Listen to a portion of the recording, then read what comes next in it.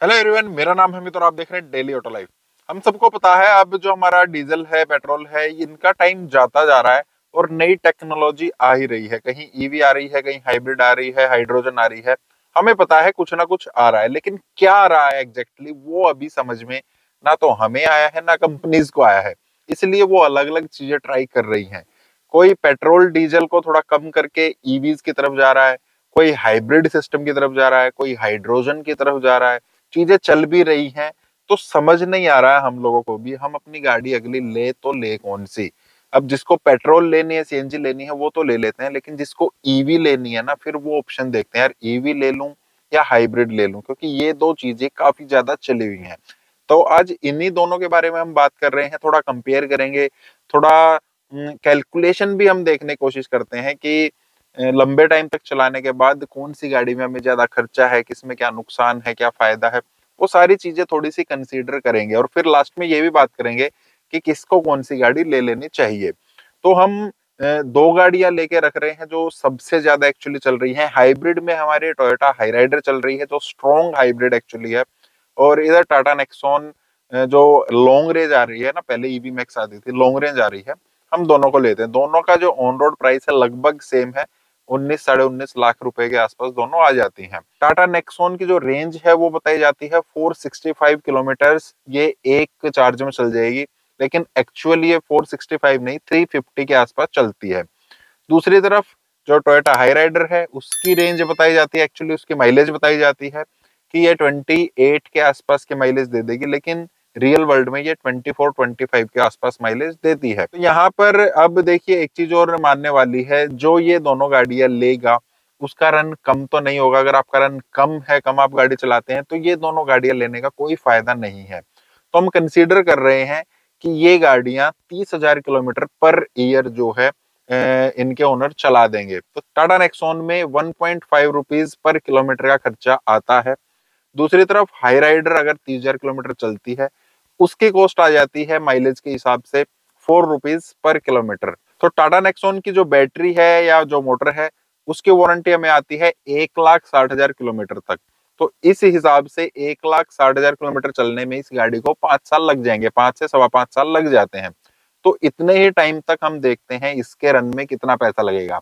3,75,000 रुपये, मतलब 4 लाख के आसपास हम मान लेते हैं, क्योंकि थोड़ी सी और हमारे पास कसर है चलने में। तो 4 लाख का डिफरेंस 5 साल में दोनों गाड़ियों में आ गया। हाइब्रिड हमें थोड़ी महंगी पड़ रही है, यहाँ तक हमें काफी अच्छा लग रहा है कि यार 4 लाख रुपए बच गए हैं। लेकिन अब देखिए हाइब्रिड कहाँ पर ज्यादा फायदेमंद हो सकते हैं या ईवी हमें नुकसानदायक कहाँ पर है। एक तो हम अगर गाड़ियों के साइज की बात करें, तो हाई राइडर बड़े सेगमेंट की गाड़ी है, टाटा नेक्सॉन जो है उससे छोटे सेगमेंट की गाड़ी है। अगर सेम सेगमेंट की गाड़ी हम लेंगे तो उसमें हाइब्रिड में हमें थोड़ी गाड़ी सस्ती मिल सकती है। चलिए एक टाइम को इसको भी छोड़ देते हैं। दूसरी चीज हमें क्या दिक्कत है, ईवी में हमें हमेशा ही रेंज एंजाइटी रहेगी।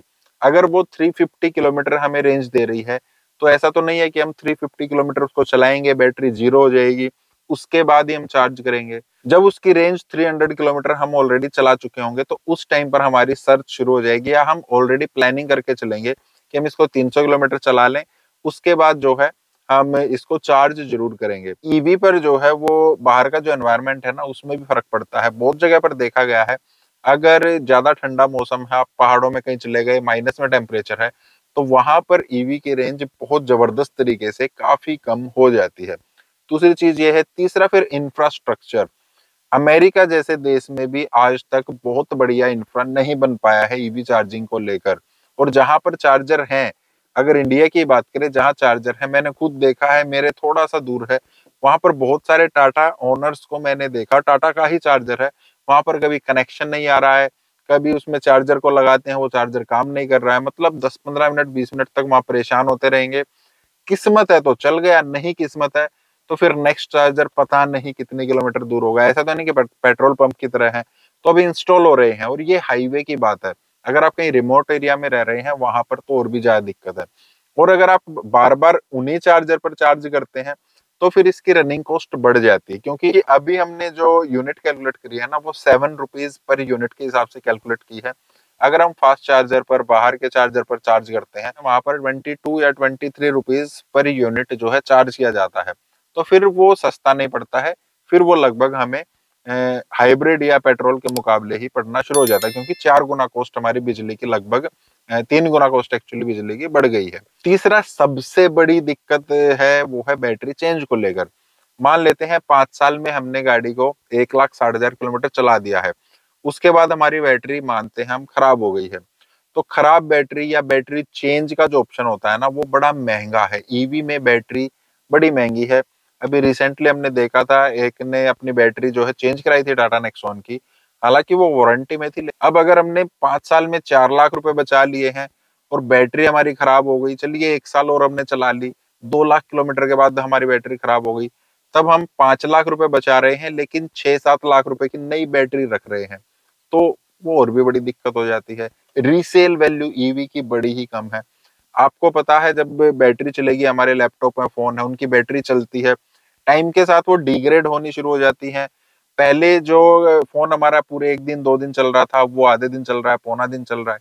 तो उसी तरीके से जो बैटरी आज 350 किलोमीटर की रेंज दे रही है, वो फिर हो सकता है 300 किलोमीटर की रेंज दे। तो उस चीज का हमें भी पता है, इतनी ये चल चुकी है, खरीदने वाले को भी पता है इतने टाइम के बाद इसकी बैटरी खराब हो सकती है, इतने लाख रुपए की बैटरी इसमें आएगी। तो रीसेल वैल्यू उसकी वजह से ईवी की काफी कम हो जाती है। और फिर एक और प्रॉब्लम है, देखिए फायदा भी बता देता हूँ, फायदे के साथ फिर वो प्रॉब्लम भी बताऊंगा। फायदा क्या है ईवी में, एक तो आपको मेंटेनेंस बहुत ही कम है, तो इसमें ऑयल चेंज वगैरह नहीं करना पड़ता, पीरियोडिक सर्विस नहीं करानी पड़ती, तो वहां पर काफी फायदा इसमें हमें लगता है कि ईवी हमें वहां पर फायदा दे रही है। साथ में पावर काफी अच्छी आएगी, टॉर्क बहुत बढ़िया होता है। हम पंजा प्रेस करते हैं, बड़ी मतलब जबरदस्त तरीके से गाड़ी निकल जाती है। फन टू ड्राइव थोड़े आप मान सकते हैं, लेकिन ऐसा नहीं है कि इसमें मेंटेनेंस होती ही नहीं है। मेंटेनेंस कहाँ पर होती है, वो होती है इसके टायर्स में। इसके टायर्स में पावर बहुत ज्यादा जाती है, जिसकी वजह से वो जल्दी घिसते हैं। अब आप टायर्स देख सकते हैं कितने महंगे आते हैं। अगर आपने सर्विस में पैसे बचा लिए हैं, तो हो सकता है आपको टायर्स थोड़े जल्दी बदलवाने पड़े, वो पैसा फिर हम टायर्स पे लगा देते हैं। तो अब ये सिनेरियो निकल कर आया, यहाँ से आपको थोड़ा ये पता लग रहा होगा कि ईवी में फायदा तो है लेकिन नुकसान ज्यादा है, लेकिन सबके लिए नहीं है। ये कोई भी चीज आती है, हम उसको चलाते हैं, तभी वो थोड़ी सी बढ़िया बनकर आती है। रही बात बैटरी की, तो बहुत सारी जगह पर इस टाइप की टेक्नोलॉजी आ रही है कि बैटरी में जो सेल खराब है ना, सिर्फ वो सेल चेंज कर दिया जाएगा। तो जो आप 6 लाख रुपए मान रहे थे, हो सकता है वो सिर्फ 60,000 रुपए में ठीक हो जाए। तो टेक्नोलॉजी आ रही है, अगले 5-6 साल में ईवी में बहुत सारी चीजें आ जाएंगी। तो ऐसा नहीं है कि ईवी बिल्कुल बेकार है, लेकिन फिर भी किसको लेनी चाहिए ईवी? अगर आप सिर्फ एक ही गाड़ी, यही गाड़ी लेने की सोच रहे हैं, यार ईवी ले लूं क्या, तो आपके लिए तो मना है। आज के टाइम पर मेरे हिसाब से ईवी सिर्फ उनको लेनी चाहिए जो थोड़ा सा मतलब इस चीज को झेल सकते हैं कि कल को अगर हमारी गाड़ी खराब हो भी गई तो हमें ज्यादा कोई दिक्कत नहीं है, हम उसको ठीक करा लेंगे, चेंज करा लेंगे, दूसरी गाड़ी हमारे पास है। यूज करके देखना चाहते हैं, मतलब उनके पास पैसा है कि वो ईवी यूज करके देख सकें, तो वो देख सकते हैं।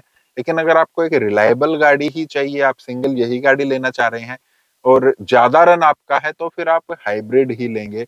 अगर ज्यादा रन नहीं है ना, फिर आपको हाइब्रिड भी नहीं लेनी है। हाइब्रिड में भी हम कह सकते हैं यार ये टेक्नोलॉजी भी नई है, इसमें क्या होगा, तो ये नई नहीं है। टोयोटा पिछले 25 साल से ये टेक्नोलॉजी चला रही है, तो ये थोड़ी सी प्रूवन है ईवी के मुकाबले, वो हम मान सकते हैं। तो इतना पैसा आप लगाना चाहते हैं, ईवी हाइब्रिड में थोड़े कंफ्यूज हैं और कोई रिस्क नहीं लेना चाहते हैं, तो आप हाइब्रिड की तरफ जाइए। या नई टेक्नोलॉजी को यूज करके देखना चाहते हैं ईवी कैसी है, और थोड़ा तैयार है मेंटली भी, फिजिकली भी, और पैसे से भी, फाइनेंशियली भी, तो आप फिर ईवी ट्राई करके देख सकते हैं। अगर कल को प्रॉब्लम आई तो आप उसको झेल लेंगे। बाकी इन दोनों पर आपके क्या व्यूज है, वो आप कमेंट बॉक्स में बता सकते हैं। इस टाइप की और वीडियोस के लिए आप लाइक करना, चैनल को सब्सक्राइब करना। मिलते हैं, थैंक यू, बाय बाय।